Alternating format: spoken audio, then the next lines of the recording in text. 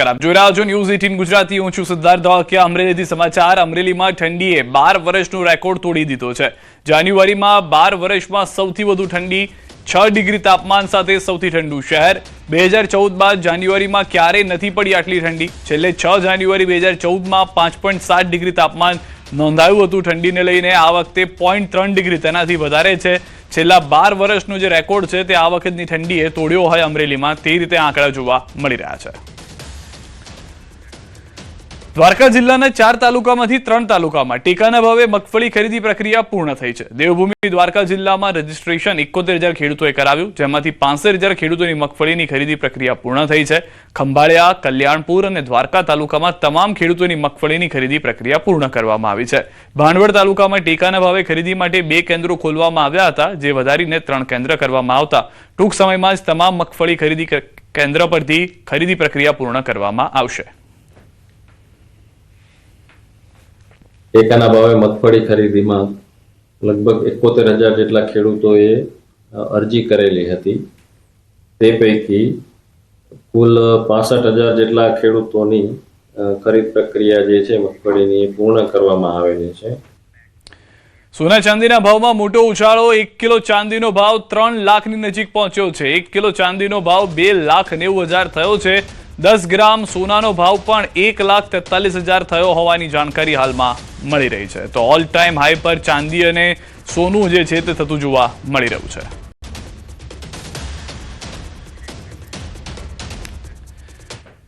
ભાવનગરથી સમાચાર. બગદાણામાં યુવક પર હુમલાનો મામલો. એસઆઈટીએ પાદરી ગામના એક યુવકની કરી અટકાયત. યુવકને મેડિકલ ચેકઅપ માટે લઈ જવાયો હતો.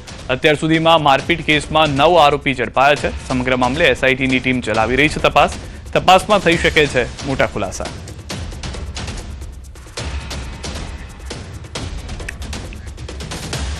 દેવગઢ બારિયામાં યોજાયેલા વીર માધાંતા પ્રતિમા સ્થાપના સમારોહ વિવાદમાં અટવાઈ ગયો છે. પૂર્વ રાજ્યકક્ષાના મંત્રી બચુ ખાબડ દ્વારા જાહેર મંચ પર ઉદ્ધતાઈભર્યું વર્તન કર્યાનો આક્ષેપ થયો.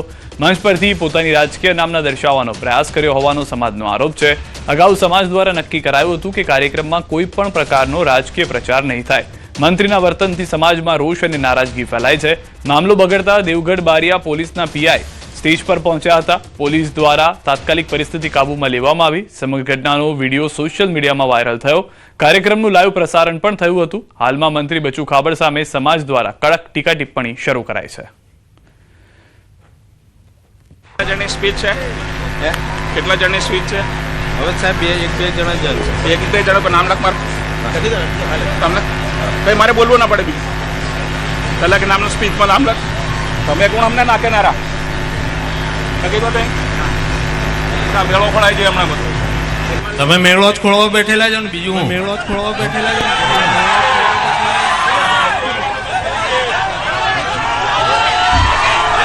ભાઈ આ કોળી સમાજનો મેળાને જો કોઈ અસર કરવા માંગતું હોય તો હું વિનંતી કરું છું કે કોળી સમાજ માટે આ ભેગું કરેલું છે. અમે રાજકારણ માટે નહીં. વાવધરાના દિયોદર ખાતે રબારી સમાજની બેઠક યોજાઈ. આ બેઠકમાં ધાનેરાના ધારાસભ્ય માવજીભાઈ દેસાઈ અને ડીસાના પૂર્વ ધારાસભ્ય ગોવાભાઈ દેસાઈ ઉપસ્થિત રહ્યા. આ બેઠકનો મુખ્ય હેતુ સમાજમાં કુરિવાજો દૂર કરવા અને સામાજિક સુધારણા માટે નવા બંધારણ ઘડવાનો હતો. આ સાથે આગામી 25 જાન્યુઆરીના રોજ ડીસા ખાતે યોજાનાર ભવ્ય મહાસંમેલનની પૂર્વ તૈયારીઓ અંગે પણ આ બેઠકમાં વિસ્તૃત ચર્ચા કરવામાં આવી હતી. કચ્છથી સમાચાર. કુકમા ટોલ નાકા પર ટ્રાન્સપોર્ટરોનો વિરોધ. હાઈવેના અધૂરા કામને લઈને વિરોધ નોંધાવ્યો. પ્રોજેક્ટ પૂરો થયા વગર ટોલ ટેક્સ વસૂલવામાં આવી રહ્યો છે, જેનો ટ્રક માલિકોએ વિરોધ નોંધાવ્યો. રસ્તાની ગુણવત્તા અને અધૂરા બ્રિજને લઈને અનેકવાર રજૂઆત કરવામાં આવી છે. સૂત્રોચ્ચાર કરી ટ્રક માલિકોએ વિરોધ નોંધાવ્યો છે. જીઆર ઇન્ફ્રાસ્ટ્રક્ચર કંપની દ્વારા જે કામ કરવામાં આવ્યું છે એની ગુણવત્તા એકદમ ખરાબ છે. જે વારંવાર રોડ અનેકો વખત આ તૂટી ગયેલા છે, જેના સાક્ષી કલેક્ટર સાહેબ પણ ખુદ પણ પોતે ઘણી વખત બોલેલા છે કે ભાઈ આ રોડની કામગીરી નબળી છે અને એને ટકોર પણ કરેલી છે. છતાં પણ અહીંયા લોટ પાણીને લાકડા ભેગા કરી અને જેમ તેમ અત્યારે વરસાદની સિઝન નથી એટલે ખાડા અત્યારે તાત્કાલિક પડવાની એની સંભાવના નથી, જેના કારણે એને અત્યારે એ મોસમ જોઈને ટોલ નાકો એને શરૂ કરી દેવામાં આવ્યો છે. પણ એ એકદમ ગેરવ્યાજબી છે. એનું કારણ છે કે હજી રોડનું કામ સંપૂર્ણપણે પૂર્ણ થયેલું નથી. 100% રોડનું કામ પૂરું થાય પછી જે ટોલ વસૂલવામાં આવે એવી અમારી માગણી લઈને અમે અહીંયા ટોલ બૂથે આજે વિરોધ કરવા આવ્યા છીએ. જામનગરના રામસર સાઇટ સ્થિત ખીજડીયા પક્ષી અભયારણ્યમાં મકર સંક્રાંતિના પર્વ દરમિયાન પતંગની જીવલેણ દોરીથી 80થી વધુ પક્ષીઓ ઘાયલ થયા છે, જેમાં ગત વર્ષની સરખામણીએ આ વર્ષે ઇજાગ્રસ્ત પક્ષીઓની સંખ્યામાં વધારો નોંધાયો છે. પતંગબાજીના ઉત્સાહ વચ્ચે રસ્તાઓ, ઝાડ અને વીજળીના થાંભલાઓમાં ફસાયેલા દોરા અબોલ પક્ષીઓ માટે સજારૂપ સાબિત થઈ રહ્યા છે, જેના કારણે વાસી ઉત્તરાયણની બપોર સુધીમાં વિવિધ પક્ષીઓ ગંભીર રીતે ઇજાગ્રસ્ત હાલતમાં મળી આવી છે. હાલમાં આ તમામ પક્ષીઓને બચાવવા માટે ખીજડીયા પક્ષી અભયારણ્ય ખાતે સારવાર આપવામાં આવી રહી છે.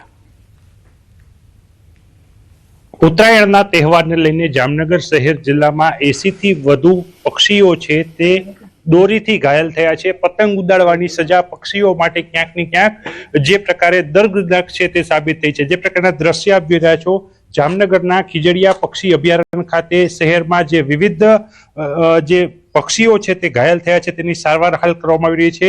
વાસી ઉત્તરાયણના દિવસે આપણે અહીં પહોંચ્યા છીએ. અહીંના જે ફોરેસ્ટ વિભાગના અધિકારી છે એમની સાથે જ વાત કરીશું. શું કહેશો, કયા પ્રકારની કામગીરી, ઉત્તરાયણ દરમિયાન કેટલા પક્ષીઓ ઘાયલ થયા? આમ જોઈએ તો દર વર્ષે વન વિભાગ દ્વારા કરુણા અભિયાન ચલાવવામાં આવે છે. એમાં ઘણી બધી ફોરેસ્ટ ડિપાર્ટમેન્ટ, એની સાથે સાથે ઘણી બધી સેવાકીય સંસ્થાઓ અને એની સાથે સાથે 1962 આ બધાના સહયોગથી આપણે આ જે કામ છે એ સરસ રીતે આપણે કરી શકીએ છીએ. એમાં જોઈએ તો કાલે ઉત્તરાયણના દિવસે આપણે જામનગર જિલ્લામાંથી કુલ 78 જાતના પક્ષીઓને દોરાથી ઘાયલ થયેલા આપણે રેસ્ક્યુ કરીને લાવ્યા છે. માઇગ્રેશન કરેલા બર્ડ્સ આ સુધીમાં હજી નથી આવેલા. આપણા જે પક્ષીઓ અત્યારે આવ્યા છે રેસિડેન્ટ છે અને લોકલ માઇગ્રેટરી બર્ડ છે, એ જ આપણે અહીંયા રેસ્ક્યુમાં આવેલા છે. એટલે રેસ્ક્યુ કરવામાં આવી રહ્યું છે. જે પ્રકારના દ્રશ્ય આપ જોઈ રહ્યા હતા અહીં જામનગરના ખીજડીયા બર્ડ સેન્ચ્યુરી ખાતે જે પક્ષીઓ છે પતંગની દોરીથી ઘાયલ થઈ અને આવ્યા છે. આજની તારીખે વાત કરવામાં આવે તો 80 થી વધુ પક્ષીઓને અહીં સારવાર આપવામાં આવી છે. કિંજલ કારસરિયા, ન્યૂઝ 18 ગુજરાતી, ખીજડીયા, જામનગર. અમદાવાદના હલદરવાસ ગામે કંપનીમાં આગ લાગી છે. પ્લાસ્ટિક બનાવતી કંપનીમાં ભીષણ આગ લાગી છે. હલદરવાસ નજીક પ્લાસ્ટિક બનાવતી કંપનીમાં વિકરાળ આગની ઘટના બની છે. અચાનક આગ લાગતા કંપનીમાં અફરાતફરી મચી ગઈ. અમદાવાદ, કટલાલ સહિતનો ફાયર વિભાગનો કાફલો ઘટના સ્થળે. અમદાવાદ પોલીસ અને ફાયર વિભાગે કામગીરી શરૂ કરી. કંપનીમાં આગ લાગવાનું કારણ હજુ જાણી શકાયું નથી.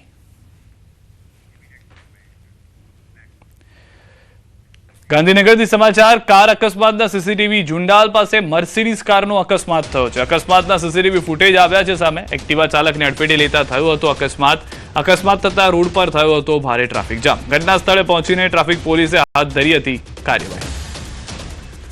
દ્રશ્યો પણ આપ જોઈ રહ્યા છો. કાર અકસ્માતના જે સીસીટીવી છે જેમાં જોવા મળી રહ્યું છે એક લાલ રંગની ગાડી જે છે તે પાછળથી ટક્કર મારે છે. બાઇક ચાલક છે તે સીધા જ તેના બોનેટ પર પડે છે અને ત્યારબાદ જુંડાલ પાસે આ મર્સિડીઝ કારના અકસ્માતને લઈને પોલીસને જાણ થતા પોલીસ ઘટના સ્થળે પહોંચી હતી. સુરતમાં પતંગની દોરીના કારણે એક જ પરિવારના 3 લોકોના મોત થયા છે. જિલ્લાની બ્રિજ પર બાઇક પર જતા પિતા પુત્રીનું મોત થયું છે. સારવારમાં માતાનું પણ મોત નીપજ્યું છે. દોરી વાગતા એક જ પરિવારના 3 લોકોના મોત થયા છે. બ્રિજ પર પતંગની દોરી આવી જતા અકસ્માત સર્જાયો હતો. પિતા બાઇક પરથી નીચે પટકાયા હતા. બાઇક બ્રિજ નીચે પાર્ક કરેલી રિક્ષા પર પડી હતી.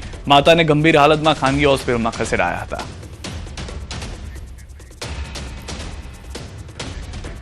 સુરતના યોગી ચોક પાસે આવેલી પાણીની ટાંકી પર નાના બાળકો ચડી ગયા. પાણીની ટાંકીમાં પતંગ ફસાયેલો હોવાથી બાળકો ટાંકી પર ચડી ગયા.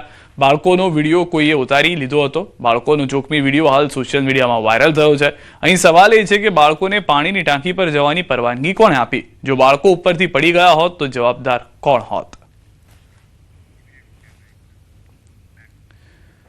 મોરબી ધરમપુર ગામ પાસે થાર ગાડી પુલ ઉપરથી નીચે પાણીમાં ખાબકી. ધરમપુર પુલ પર ગત રાત્રે બન્યો હતો બનાવ. મહિન્દ્રા થાર ગાડી પાણીમાં ખાબકી.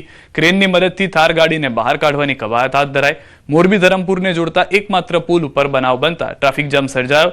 થાર ગાડીમાં 4 જેટલા વ્યક્તિઓ હોવાની ચર્ચા. જો કે હજુ સુધી જાનહાનિના કોઈ સમાચાર મળ્યા નથી. વડોદરામાં ઉત્તરાયણના પૂર્વ રાત્રિએ થયેલી હત્યાનો મામલો. પરિવારજનોનો મૃતદેહ સાથે પહોંચ્યા મકરપુરા પોલીસ સ્ટેશને. મકરપુરા પોલીસની કામગીરી સામે પરિવારે ઉઠાવ્યા સવાલ. પોલીસે હજુ મુખ્ય આરોપીઓની ધરપકડ ન કરી હોવાનો આક્ષેપ. પોલીસે તમામ આરોપીની ધરપકડ કરાવવા આપ્યું આશ્વાસન. જશોદાનગરમાં અનુપ પટેલની થઈ હતી હત્યા. 20 થી 25ના ટોળાએ ઢોર મારી કરી હતી હત્યા.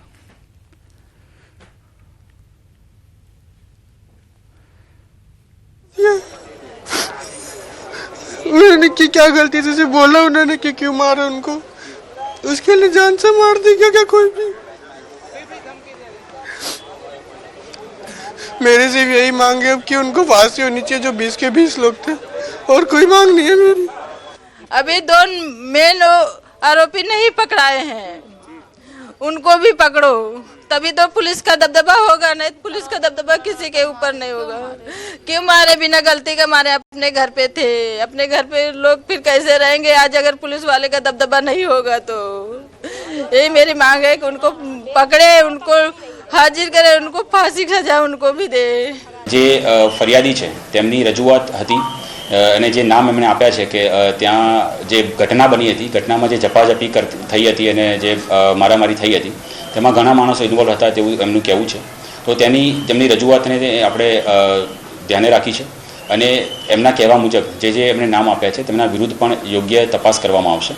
આપણે જે પોસ્ટમોર્ટમ કરવામાં આવ્યું છે તે પણ પેનલથી અને મેજિસ્ટ્રેટની હાજરીમાં પેનલ પીએમ કરવામાં આવ્યું છે. તો જે પીએમ રિપોર્ટ આવશે તેને પણ ધ્યાને રાખવામાં આવશે. આજુબાજુ સીસીટીવીની પણ તપાસ ચાલુ છે. સુરતમાં 2 વર્ષથી ફરાર આરોપી ઝડપાયો છે. મહેદરપુરામાં પકડાયેલા 33 કિલો ગાંજા કેસમાં પોલીસે કરી છે કાર્યવાહી. ગાંજાનો મુખ્ય સપ્લાયરને ઓરિસ્સાના ગંજામથી ઝડપી પાડ્યો છે. ફરાર મુખ્ય સપ્લાયરની સુરત ક્રાઇમ બ્રાન્ચે કરી ધરપકડ. પોલીસે આરોપીને કર્યો હતો વોન્ટેડ જાહેર. આરોપીએ ઓડિશામાંથી ગેરકાયદેસર રીતે ગાંજો સુરત મોકલતો. પોલીસે હાલ આરોપીની ધરપકડ કરી વધુ કાર્યવાહી હાથ ધરી. યાત્રાધામ